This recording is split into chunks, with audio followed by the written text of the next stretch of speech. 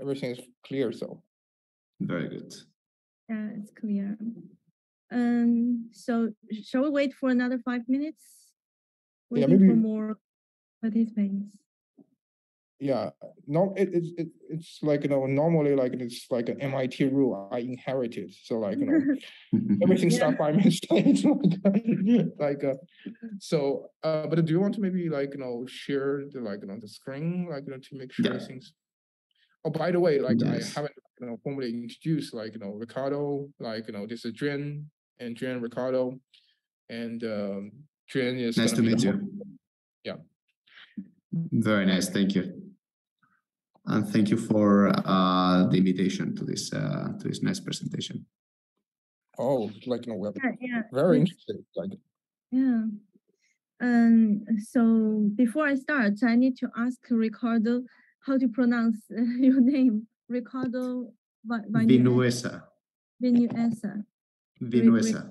Vinuesa. Okay. Thank you. I know it's not so easy.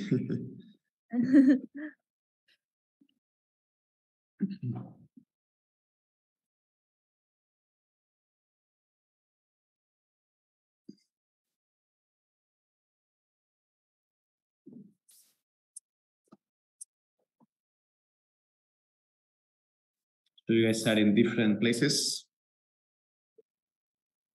Different right now I'm in like, you know, I'm right now in Hangzhou, one of the very beautiful city in China. Like, you know, one of the very, very beautiful tourist city in China. Nice. We are, you know, in something called Westlake University. And Jun, I think, is in like London, right? Yeah, I'm in London. Nice, very good. Yeah, King's College, London. Wonderful. It's very beautiful. Well, yeah. If you guys have chance to come here, it's just besides the Thames River, and those people who have labs, their labs is just the river view. Wow. I really very envy of them because they have those kind of big windows, big arch windows, and they are doing experiments in that. That's very inspiring. Talk about river, like, you know, actually behind my window, like I'm in the third floor. There's actually river right behind me. So like, you know, it's like, you know, man-made river, like because our campus is built from a model of a cell that a river serves as a membrane, and like, you know, and there's like, you know, this connecting like, you know, building to serve as like, you know, the cell, like, you know, a cell like, you know, material inside, like, and also there's actually the center, which is like, you know, for the auditorial is like, you know, the center for the cell. So because our president, university president, is a very famous like structural biologist. Wow, nice, very, very inspiring as well. Very nice. Very cool.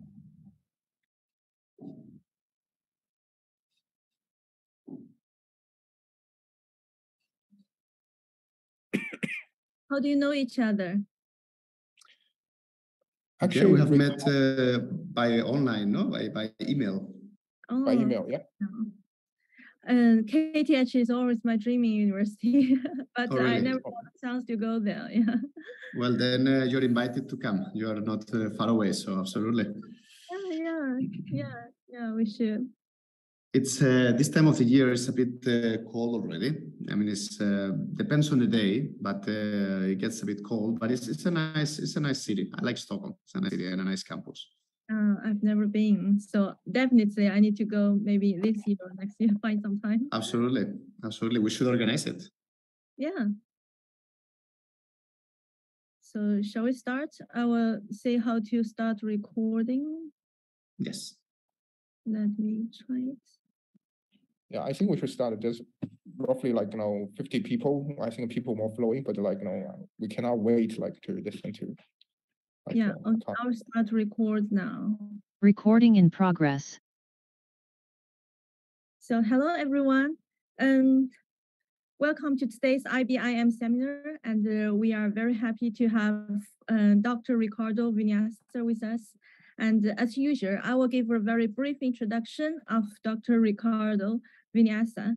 Dr. Ricardo Vinuesa is an associate professor at the Department of Engineering Mechanics at KTH, Royal Institute of Technology in Stockholm. He's also a researcher at the KTH Climate Action Center and vice director of the KTH Digitalization Platform. He studied mechanical engineering at the Polytech University of Valencia in Spain, and he received his PhD in mechanical and aerospace engineering from the Illinois Institute of Technology in Chicago. His research combines numerical simulations and data-driven methods to understand and model complex wall-bounded turbulent flows, such as the boundary layers developing around wings and urban environments. Dr. Vinessa has received, among others, an ERC Consolidator grant, the Goran Gustafsson Awards for Young Researchers, and he's coordinating a number of EU-funded projects. So now I will leave the floor to Dr. Ricardo Vinuesa. Let's welcome. Thank you very much for the kind introduction and for the opportunity to present in this very nice seminar series. I'm going to be speaking about modeling and controlling turbulent flows through deep learning, and this research is mostly funded by the ERC, the European Research Council. I wanted to start by motivating this talk with this slide from Airbus, where one can look at the different contributions towards the total drag in an airliner. We can see the various parts of the plane, where this light green denotes the wings, the airplane wings, which are about 50% of the total drag. And if we look at the wings, we have a number of contributions, including the friction drag, which is half of the wing contribution, the lift-dependent drag, which is associated with the wingtip vortices when you have finite wings like these ones, and that's 40% of the total. So basically, if we look at the pressure gradient boundary layers and also finite wings, we can actually understand quite some important phenomena for around 50% of the total drag in airplane cases, right? So we have quite some potential actually on being able to look at these flow cases. And we have been working on performing high fidelity simulations. So for that, we use the spectral element code NEC 5000, which combines the geometrical flexibility of finite elements with the high order convergence of spectral methods. So in a way, you can combine both with this spectral element distribution, and that gives us the possibility to simulate quite complex flow cases with very high accuracy, with very high order. So using this method, we have actually simulated a number of flow cases, and you can see this, hopefully you can see this video where we show the DNS, direct numerical simulation of a turbulent wing around, well, basically a Reynolds number of 400,000. We have an angle of attack of 5 degrees, and we're showing the coherent vertical structures, these vortex clusters, which give us an idea of the complexity of the flow and the level of detail that we can obtain to really characterize this flow. So we see the growing boundary layer on the suction side due to the strong average pressure gradient, where we have incipient separation. So we have the flow is attached in the mean, but we have 30% of backflow actually. So we have quite some negative flow in that region of the wing. On the pressure side, we have a boundary layer which is slightly accelerated, so a slight favorable pressure gradient. You can really see that the energy associated with these scales is much more attenuated, and you can really see much smaller scales as well. But what is important is that we can really characterize all the complex physics in this flow case, including the formation of the wake, the shear layers, and the shedding, that you can really characterize in this type of configuration. So we can really do very, very high fidelity simulations, very detailed assessments of the flow in cases that are of aeronautical relevance. So what we did some years ago, this is an article in the International Journal of Heat and Fluid Flow, was to perform well-resolved LES. So this is basically a slightly coarser DNS where we can simulate these turbulent winds at a number of Reynolds numbers. Here you can see results from a Reynolds number of 100,000 up to 1 million. So you can really see how the separation of scales increases significantly and how we can really look at very, very complex physics in the very high Reynolds number case on the right. So actually we can really understand quite some complex behavior with very high quality data. Now, this is all about being able to do friction, to characterize the friction drag in turbulent wings.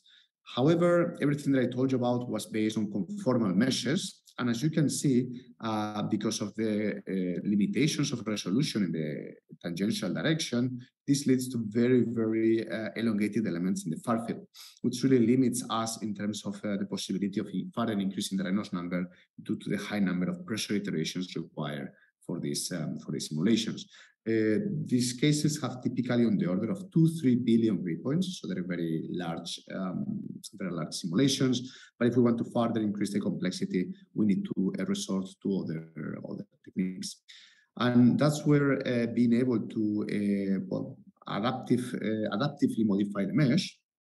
So performing what is called adaptive mesh refinement, we can actually see, first of all, non-conformal meshes, and second, we can see how vision is quite refined, very close to the wing, and then it progressively gets coarser, going to the far field. Not only that, we are able to, by looking at these blue planes over here, we're able to look at the evolution of the vortex, of the wind tip vortex. We can track the evolution of the wind tip vortex through the resolution that we can produce automatically through this adaptive meshing. So the other interesting property that we want to show here is that this is a finite wing. This is a NACA 0012 at an angle of attack of 5 degrees. And because the wing is finite, the pressure difference between the pressure and suction sides produces the development of this wind tip vortex, which is responsible for 40% of the drag. So this is actually a very, very important player when it comes to understanding the aerodynamics of this type of wings. So these results will be presented by Sebas Tossi in the Direct and Large Scale Simulation Conference later this year. I just want to highlight that we have very detailed turbulence statistics for all these cases, including Reynolds stresses, turbulent kinetic energy budgets, and instantaneous flow realizations. So here I'm showing you that we have 3 different wind tip cases at 3 different angles of attack, up to 10 degrees, and these simulations involve on the order of 1 or 2 billion grid points. And the Reynolds number of 200,000, so it's a bit lower than before, but we are actually able to have fully turbulent flow and to characterize most of the most relevant physics in these complex wings. Now, what this shows is that we have certainly massive amounts of data. So we are able to simulate very complex flows with high accuracy. We have large databases, and clearly this could be an area where we could employ data-driven methods to be able to harness all this information, all this potential, to be able to understand something about the physics and to be able to improve the design and hopefully control the flow. So that's what we want to pursue in some of our work. Certainly there has been quite some applications of machine learning to fluid mechanics, starting with the work of Milano and Koumoutsakos around 20 years ago, modeling the near world region of channels with deep neural networks.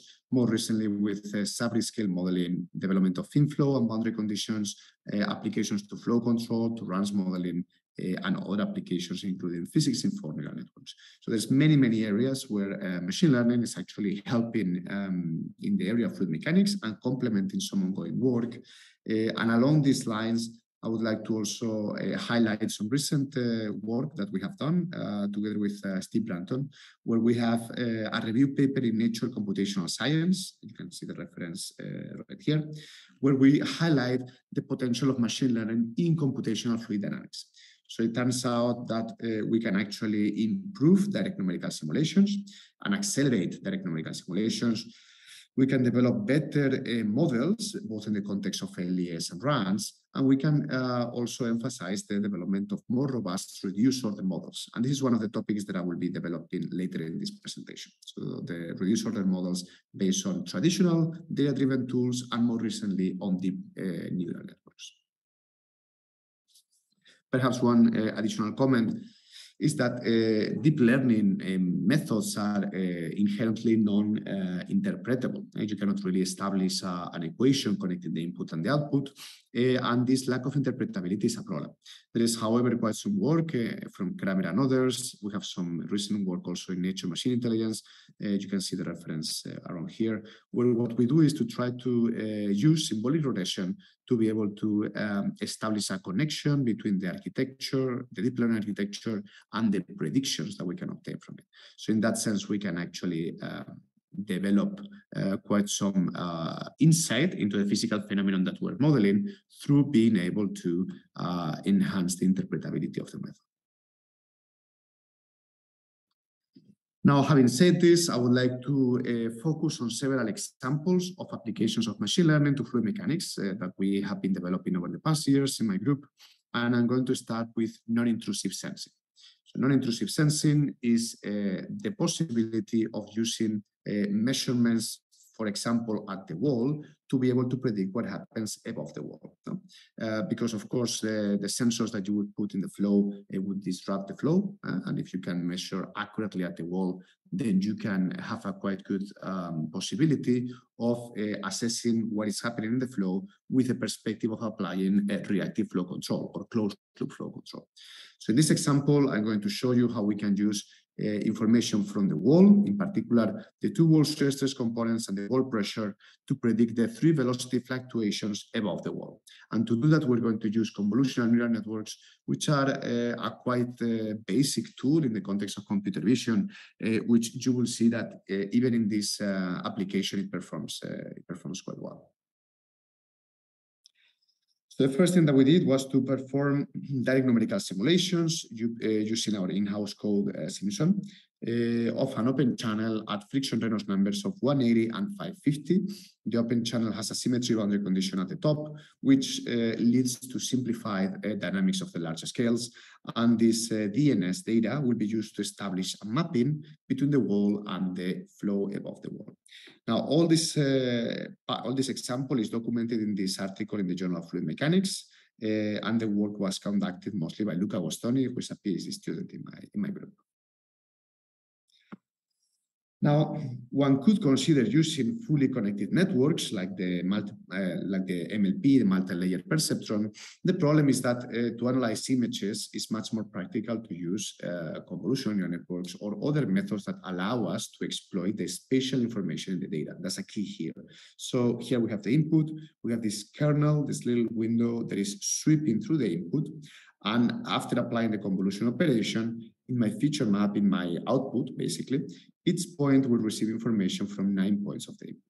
These convolutional neural networks allow us to exploit the spatial information in the data in such a way that we can quite effectively try to learn about the coherent behavior of turbulence, which obviously is very clear from for example, from the video that I showed you before. No, we have all these coherent structures in the flow that we can use to then improve our predictions.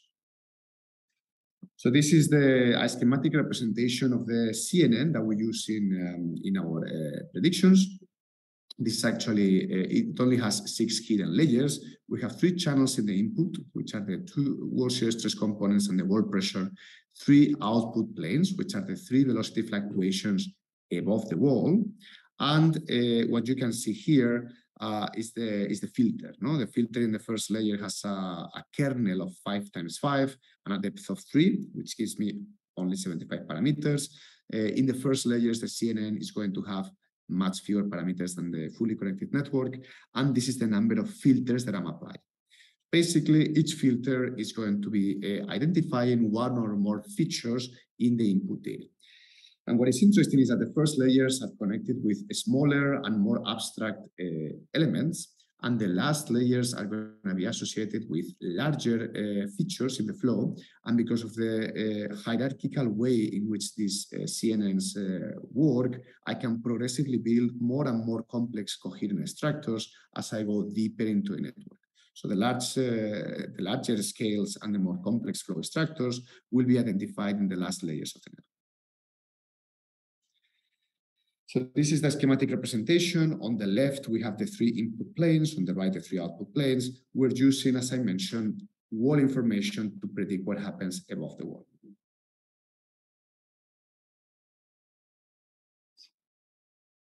Now, everything that I mentioned so far relied on using the wall information and directly applying convolutions to obtain the information above the wall.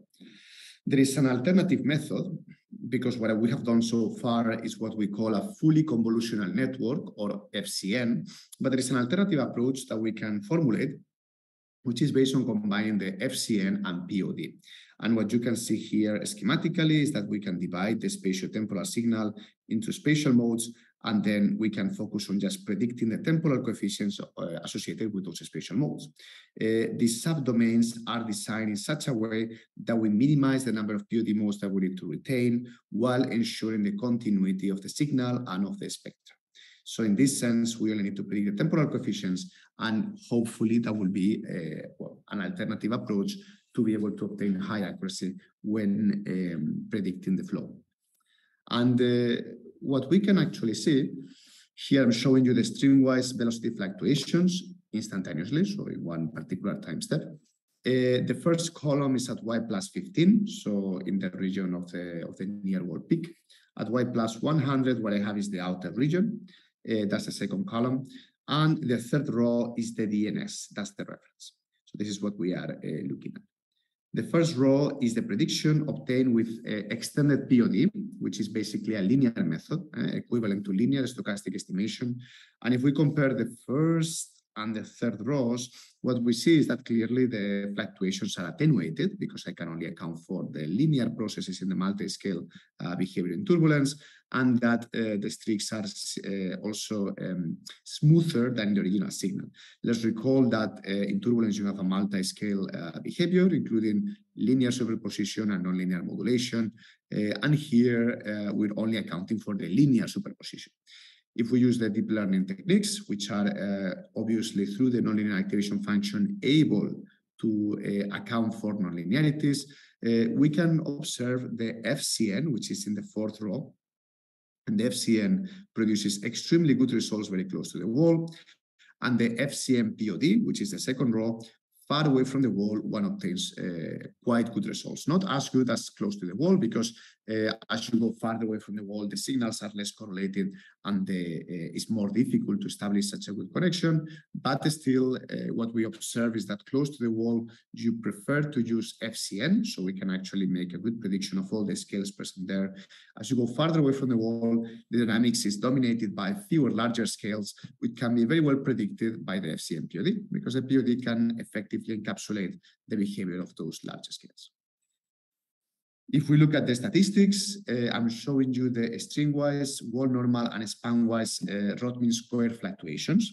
The black lines are the DNS, so that's the reference. The square is the FCN. The circle is the FCN POD, and so actually the green square is the linear method. That's going to be the extended POD. So what we see is that all the predictions are clearly getting worse as we move farther away from the wall, as expected. The near wall peak is very well predicted by the FCN method. That's a triangle that you see here. We get less than 1% error in the near wall peak, so we basically nail it. And of course, when you do flow control, that's basically what you want to. At moderate Reynolds numbers, that's basically what you want to control, the near wall peak. So actually, we can perform a quite good prediction there. And the FCN POD gets better than the FCN at y plus 100. That's where we can actually get the improvement in the performance from the POD. And on the other hand, the linear method, well, that's actually under-predicted. So we can have worse results than the two FCN methods in all the wall normal locations, in fact. So this is actually something that we can try to improve if we look at the perspective of transfer learning. And transfer learning is essentially the possibility of using what we learn in one case for another case, which is for another task that is not too different, but not too similar to the original. So here, and these results are presented in the Journal of Physics conference series, so the reference is here. What you can actually see is that we can take a network trained to predict at y plus 15, freeze the three first layers, and retrain the network to make predictions at y plus 50. That's farther away from the wall. And the assumption here is that the three first layers are focusing on smaller features that are quite similar at the two locations, whereas the last layers are actually identifying structures which are larger and perhaps a bit more different as you move farther away from the wall. Turns out that the performance of the two networks is very similar, but when you do transfer learning, when you transfer the weights of one network to the other one, the amount of training time is reduced by a factor of more than 4. So one can actually obtain quite some good accuracy at a reduced computational cost. Even more interesting, I think, is when you try to do transfer learning from a low to a high Reynolds number. So from a friction Reynolds number of 180 to 550. In this case, what we do is that we initialize the train at 550 from the weights of 180. Okay, so we basically just transfer the weights and keep training from that point on. What we see is that the performance is very similar, but we can get away with 1/4 of the original training data. So when we transfer the weights compared to a neural network where the initialization was based on random weights, what we see is that we can improve the performance by a factor of 4. So, of course, at higher Reynolds numbers, we have a higher cost in terms of generating data. This is significantly much more expensive. If we can reduce the amount of training data by a factor of 4, then we are really obtaining a significant improvement in the usage of our deep learning models. Okay. In our second example, we are going to also look at non-intrusive sensing, but in the case where the resolution of our input data that we measure at the wall is lower. So let's assume that we just have a few measurements, a few sensors, and not a complete plane at the wall. To do that, to do this type of prediction of super resolution, we're going to employ an architecture called GANs. This stands for Generative Adversarial Networks, which, as you can see here schematically, this architecture has two parts. One generator, which is producing high-resolution images from low-resolution ones, being able to reproduce the statistical properties of the reference data, and the discriminator, which has to differentiate whether a particular image is real high-resolution image, or it's fake. And these two networks are trained together using game theory in such a way that eventually they get very good at their own tasks, and the generator can produce very realistic flow images. That's basically what we can observe here. We have one first step based on GANs, where we go from low resolution to high resolution data at the wall. In a second step, we use the high resolution data at the wall to predict what happens above the wall with high resolution. And if we look at the instantaneous wall shear stress, which you can see at the bottom, what you can actually see is that we can downsample, here's at the top row, we can downsample that field significantly, and at the bottom, I can reconstruct it. And even in the case with very large downsampling of 16 square, with very few input points, we can actually obtain very realistic flow structures, including the location, the length, and the spacing of the streaks. So this is a quite promising tool with GANs. And you can see all the details in this article by Güemes and others in Physics of Fluids. So once we obtain the high resolution version of the data at the wall, one can actually try to predict the flow above the wall. And in this sense, we're showing you in the columns the predictions at y plus 15, 30, 50, and 100. So I'm going farther and farther away from the wall.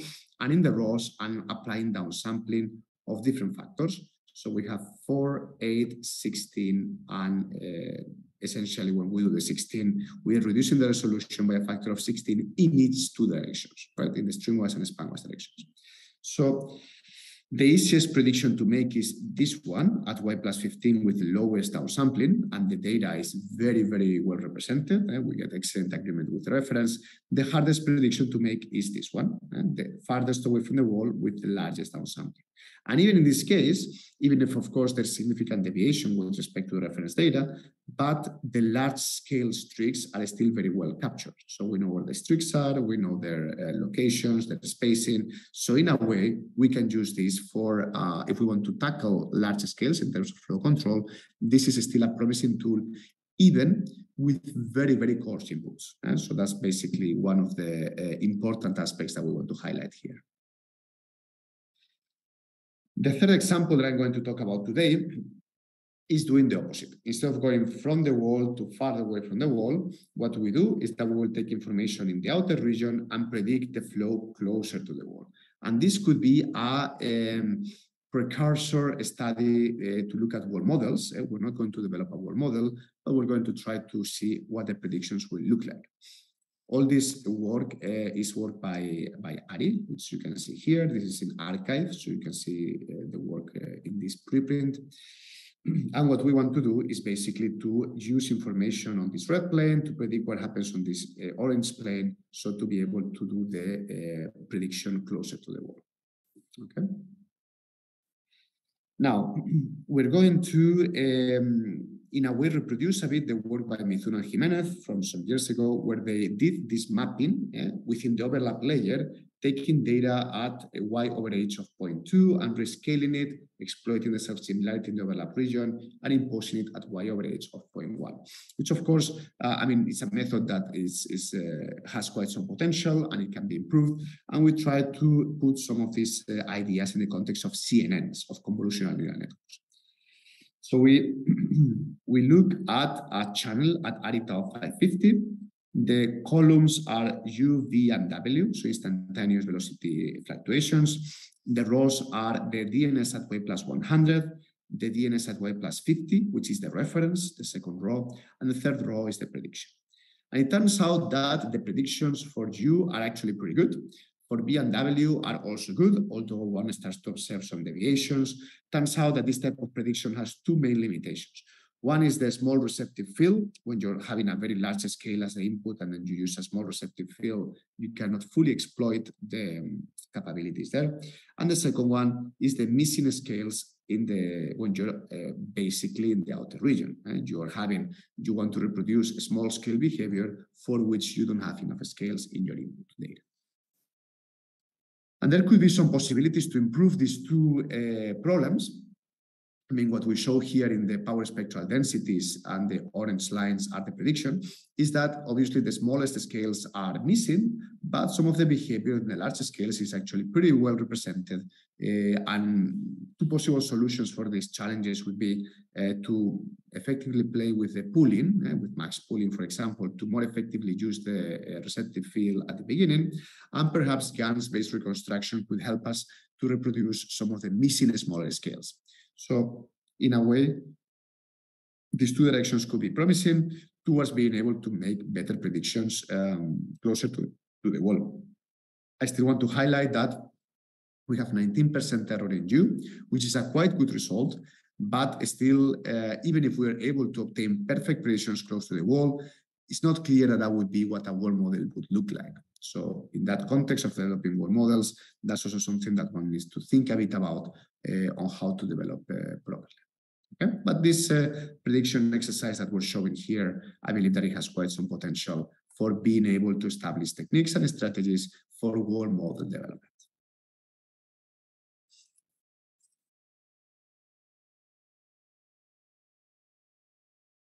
In the next example, I'm going to show how one can use deep neural networks, in particular autoencoders, for the development of reduced order models.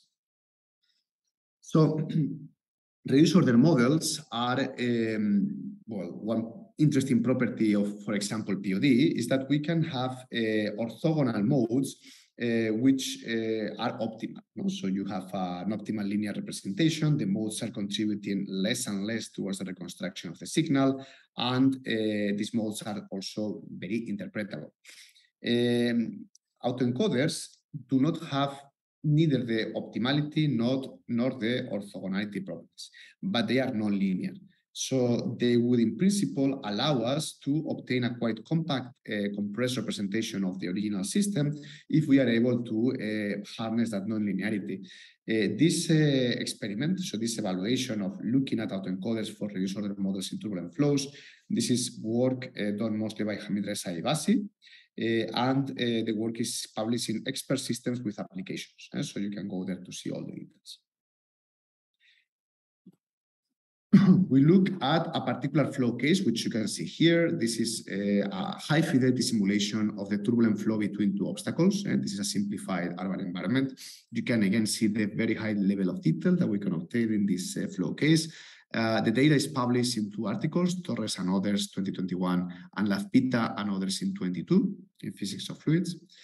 And we're going to have 1,200 instantaneous flow fields to be able to develop this autoencoder-based reduced order model in a fully turbulent case, in a 3-dimensional complex case. This is what an autoencoder looks like. We're going to use CNNs because, of course, CNNs, as we showed before, are very good at exploiting the spatial information in the data, in the turbulent data. An autoencoder is something like this. You start with the original data. You are progressively, through convolutions, reducing its dimension until you arrive here at the latent space where you obtain a very compressed version of the original data. And then you upsample the data again to be able to recover and reconstruct the original image. So autoencoders are able to allow us to obtain a very compressed version of the original high-dimensional system.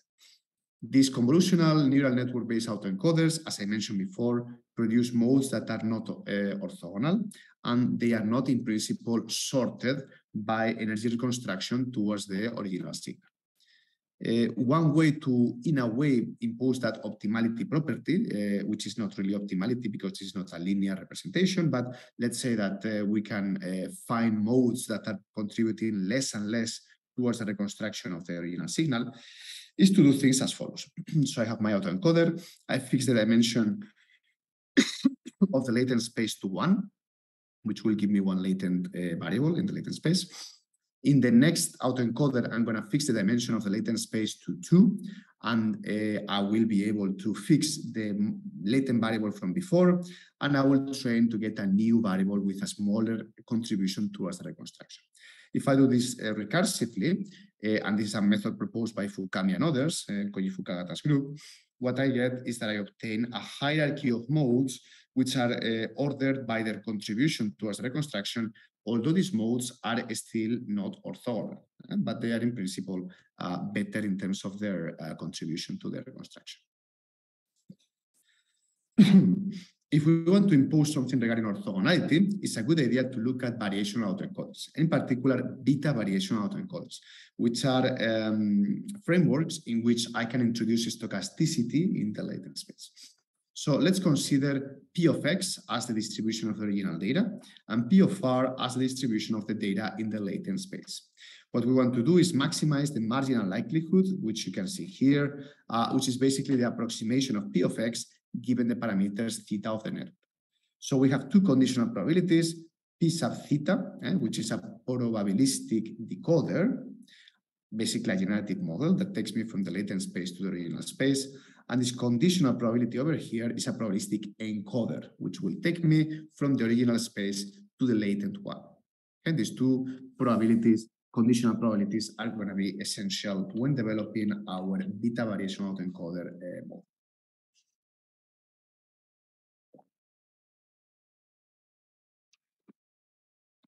Now, we have made some of these definitions.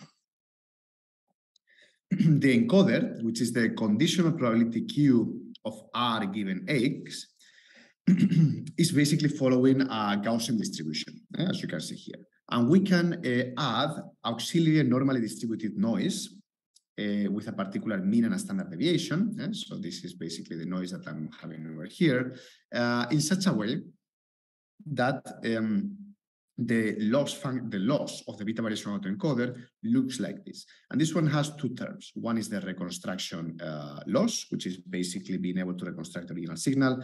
The other one is this term, which includes this penalty factor beta, which is going to be used to learn statistically independent latent variables. And this is done by minimizing the distance between P of R and the product of its margins. So doing things like this, I'm learning in the latent space variables that are statistically independent, which when decoding them will hopefully produce orthogonal modes in physical space. This is basically promoting learning a disentangled and parsimonious latent space. So disentangled because these latent space are statistically independent, and parsimonious because it's also penalizing the size of the latent vector D. So I want many modes in that latent space which are 0, basically.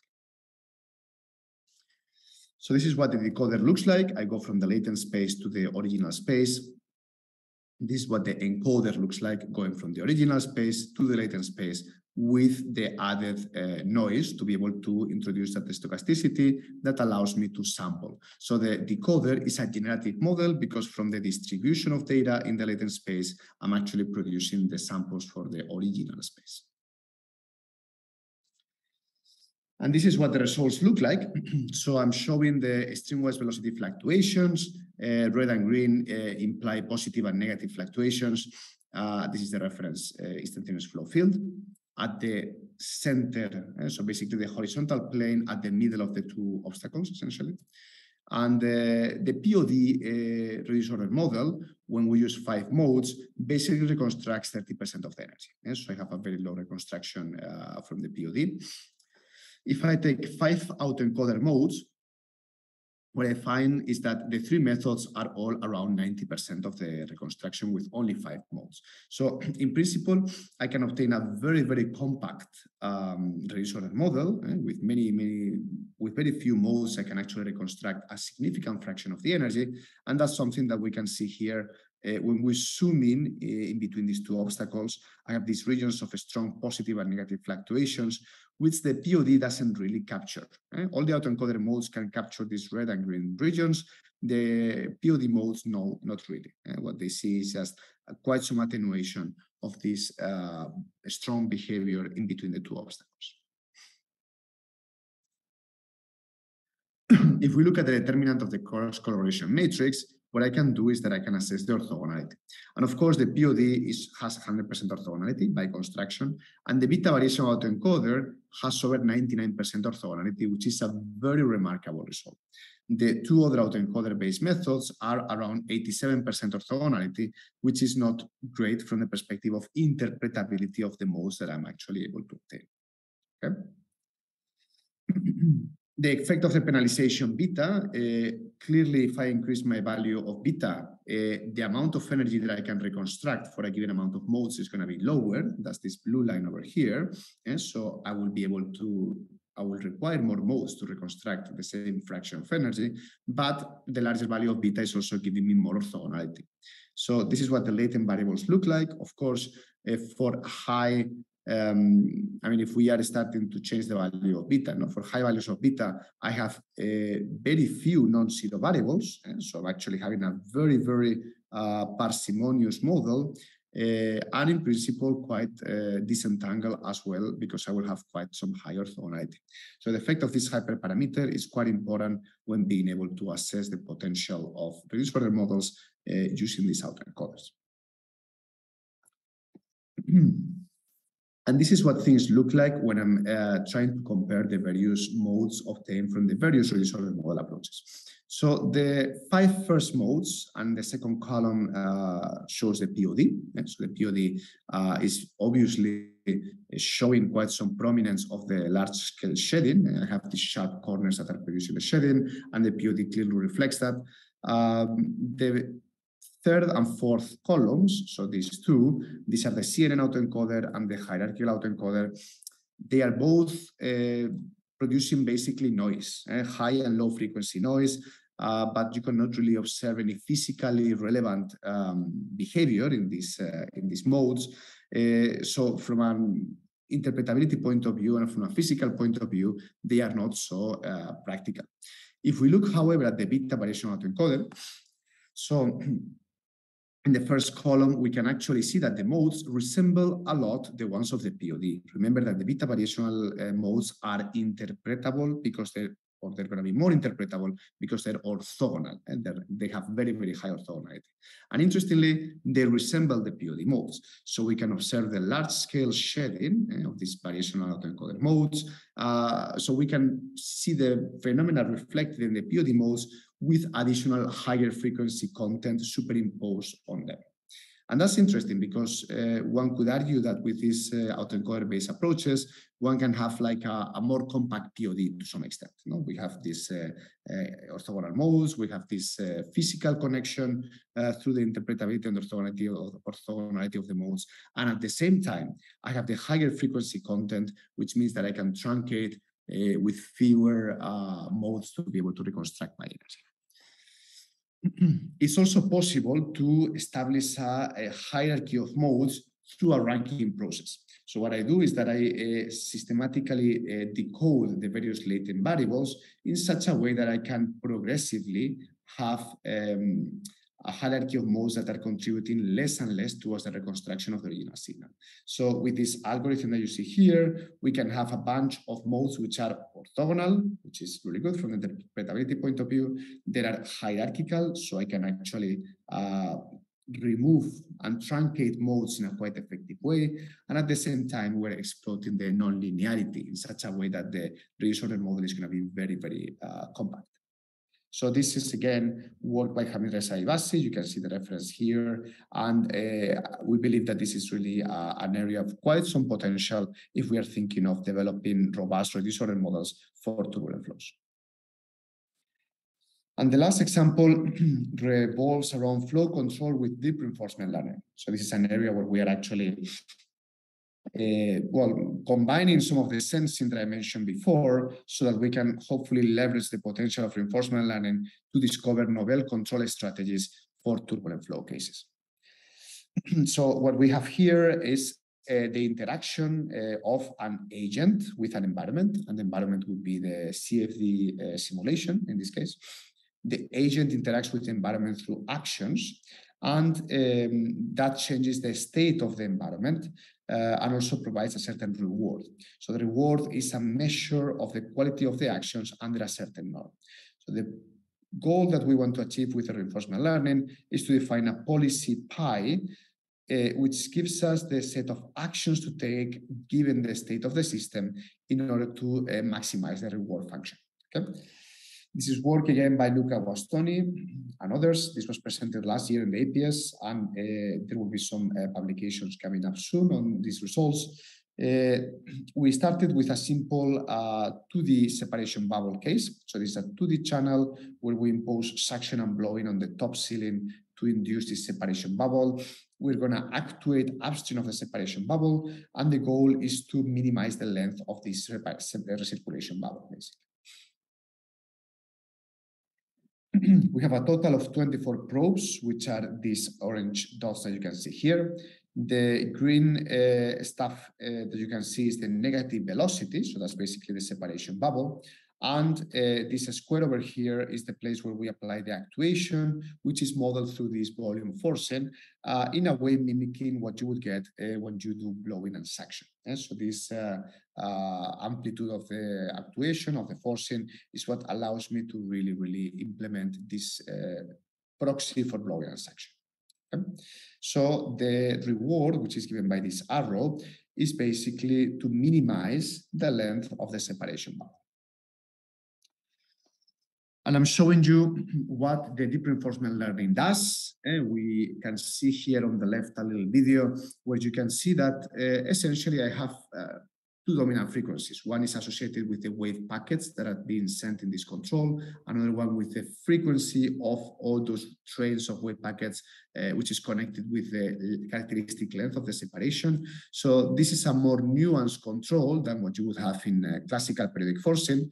And what we see with our results is that deep reinforcement learning gives us better performance in reducing the separation length for a very small actuation compared with the periodic forcing. So in periodic forcing, you get 20% reduction of the separation length, whereas with deep reinforcement learning, you actually get 30%. No? So for this particular very simple case, what we observe is that the reinforcement learning setting a very small actuation is more effective in coming up with novel control strategies than the classical periodic forcing, and that allows us to, in principle, discover an alternative way of performing the control.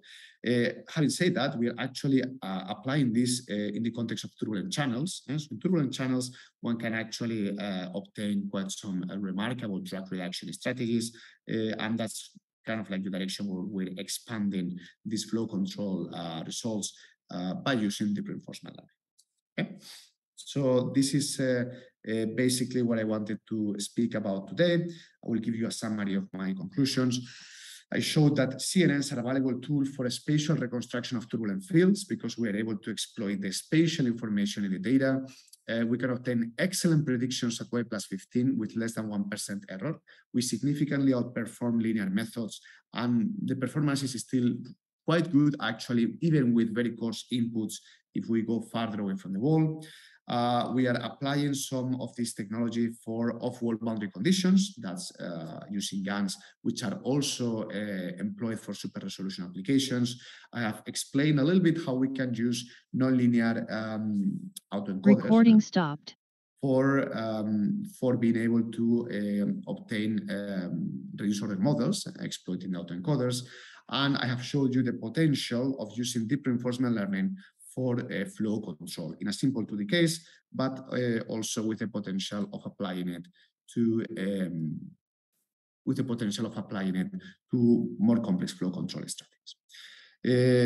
I would like to thank you very much for your attention. We actually have in my group 4 PhD student positions and 3 postdocs. So if you know someone who is interested in working on these topics, machine learning, turbulent flows, flow control, please get in touch with me and I will give them the place so they can apply. So I'm interested in getting all these different positions filled. And here is my contact information, my email and my social media. I'm always happy to discuss new collaborations, new ideas, new possibilities for trying to look at these problems from different perspectives. So thank you very much for your attention and I will take your questions now. Thank you.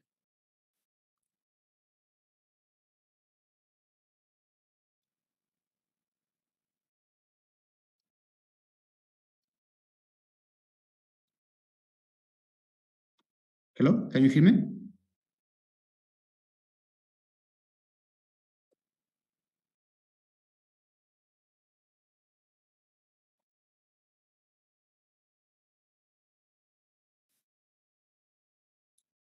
I can see the. I can hear you. I can hear you, Ricardo. Can you hear me? Okay, I can hear you. Perfect. So I'm wondering if there are any questions. I can read the chat. I have a question for you. Yeah. I see you used a software called NEC 5000, and decades ago I was using a commercial package called Necton. Are they related? Is this the modern incarnation of Necton? Exactly. NEC 5000 is, it's basically Necton, but kind of further developed. Also, and there are now many applications of NEC 5000 in other platforms for GPUs, for different architectures, but it's essentially the Necton package, yeah. And is that still, is NEC 5000 then a Fluent product? I believe Necton was. No, this is independent. This was developed by Paul Fisher and collaborators in Argonne National Lab. Now it's been maintained there in Argonne, although of course Paul Fisher now in Urbana is very, very involved in the development of the code.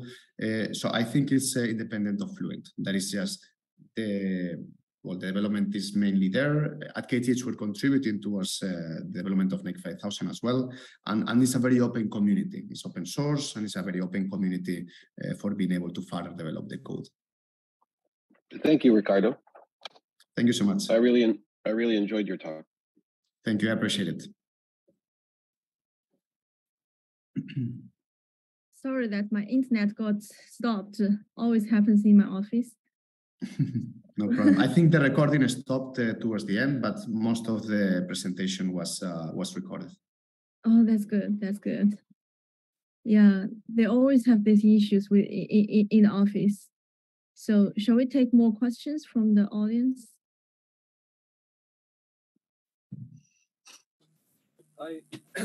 Hi, sorry. Can you hear me? I can hear you. Yeah? Cool. Do you have a GitHub repo for the autoencoder stuff? Yeah.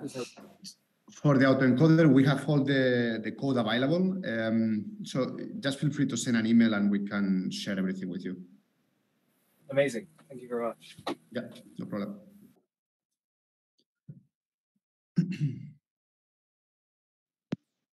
Hello. Hello, Dr. Vinessa. Thanks for your presentation. I really enjoyed the talk. And I do have two questions. So first, I love those neural network models, and I'm thinking about, does this make sense to incorporate some domain knowledge, like those physical knowledge, physical law, physical constraints, like the boundary constraints into the model design? And what's your next step, or do you have any source to like for future works? Yeah. Yeah, no, that's a very good question. I mean, there is a big area of incorporating physics into these predictions, into neural network models. And in the end, if you know something about the model that you're trying to characterize with a neural network, you should embed it in your data or in your architecture. So if the data, if you know about incompressibility, then you should incorporate that into your network. If the data is periodic, which is something that we do in our non-intrusive sensing example, then we design the padding of the network in such a way that we take care of the periodicity as well. So there's some interesting directions there. There's the framework of physics-informed neural networks, in which one can use neural networks to solve PDEs, and in some cases one can get also very interesting performance. So there's different directions of combining physics and neural networks.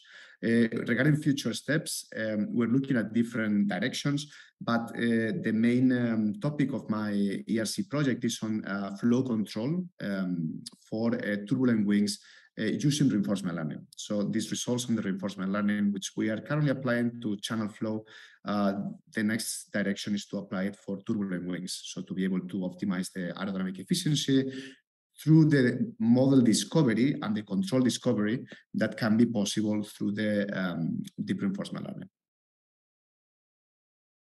Awesome. Thank you so much.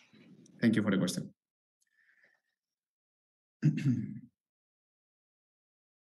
Hello, can you hear me? I have a question. I can hear you. Yeah, okay. About the reinforcement learning, in this page, I found that the PPO has about 40,000 to achieve the performance. And have you ever tried the model-based reinforcement learning for such similar problems? So I didn't hear very much. The PPO has, you said something about performance. Yeah, I mean the PPO has the 40,000 iterations to achieve the final performance. And have you ever tried the model-based reinforcement learning in such problems? No, we haven't done model-based reinforcement learning in this case, although it's an interesting direction to also consider, but we haven't done it in this case. I think the model-based reinforcement learning may be more efficient for this problem. It could be, but there's quite some challenges in the implementation and in the realization of the algorithm.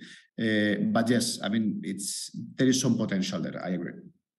Okay, thank you. Thank you for the question. Hello, can you hear me? I can hear you. Thanks for your presentation. I'm very enjoying your presentation. I have a question. What should we do if flow is 3D, such as an overall wings rather than 2D alpha? Should we apply 3D convolution neural network? In addition, what is the format of the 3D model to the CNN? The last part, when you said in addition, I didn't hear after you said in addition. For the first part, I understood that you were asking if you're predicting 3D volumes instead of just 2D planes. And one can, as you said, one can do 3D convolutions. That's perfectly fine. And we are doing that in some of our projects where we predict the full turbulent field, and then we advance that in time. So one can do 3D convolutions. And there are other deep learning architectures that are interesting for computer vision. I mean, we're exploring not only GANs, but also transformer-based approaches. So there are different directions that are promising on being able to exploit the spatial information in the turbulent flows. I don't know if thanks very much. Can you repeat the second part of the question when you said in addition? Because I couldn't hear after you said in addition. Okay, in addition, what is the format of the 3D model to improve to the CNN? I only heard what is the form of the 3D model. I mean, at the end, you can just extend the convolution to another direction. So you can do a 3D convolution with the architecture that you have. Okay, thanks very much. Thank you.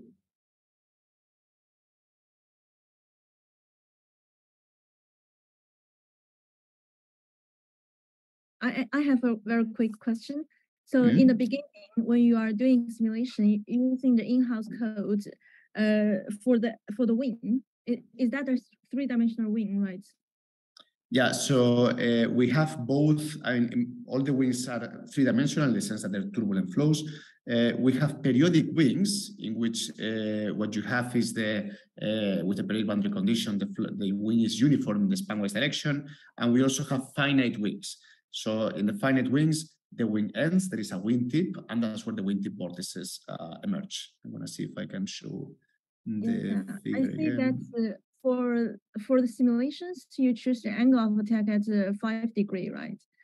And because I'm very interested in those kind of large angle of attack separating flows. So when you use LES and DLES, they are probably very good in simulate the flow within small angle of attack.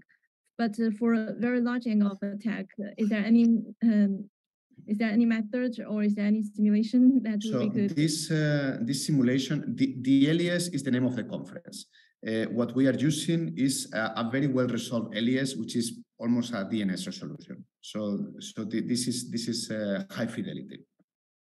High fidelity. And this, we have angles of attack until 10 degrees for these wingtip cases. This well-resolved LES is almost like a DNS resolution. And of course, the difference is that then you need to have a larger domain because you have large separation structures. But in principle, one can simulate them with very high accuracy as well.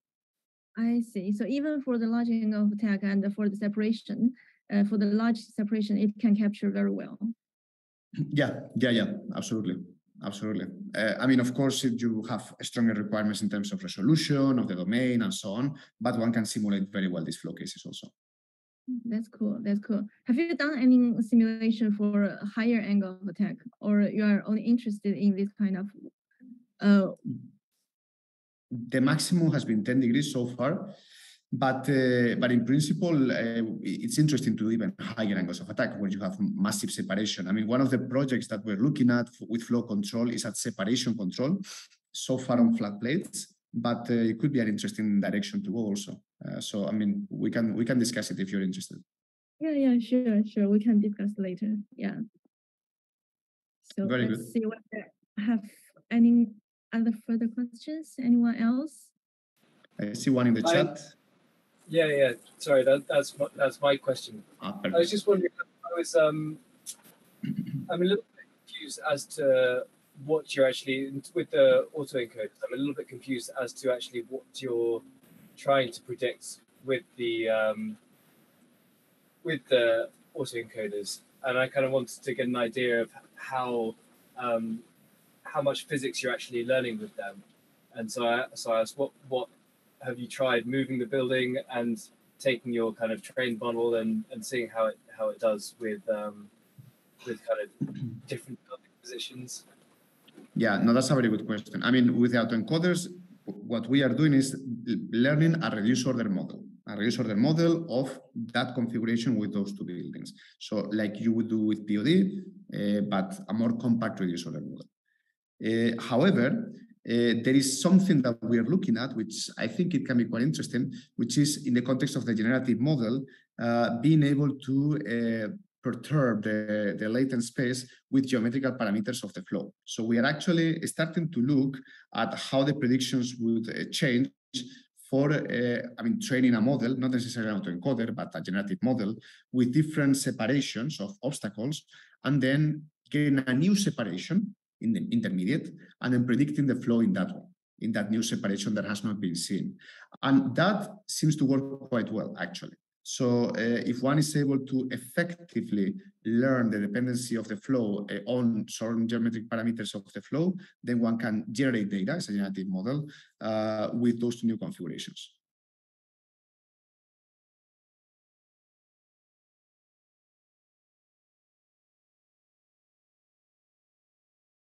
I don't know if that answers the question. Thank you. Thank you for the answer in the chat. Thank you. So anyone else got any questions? So if not, we will thank Ricardo for this very interesting and informative, excellent talk.